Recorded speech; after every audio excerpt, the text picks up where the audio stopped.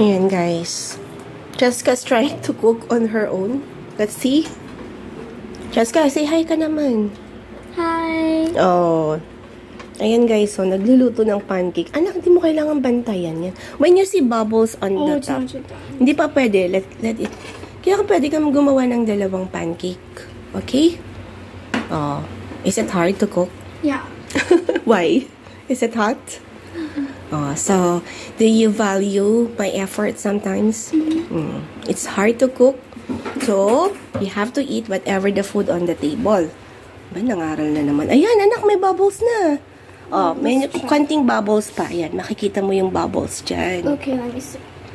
Pag, yan, pwede mo na siyang baliktarin. Okay?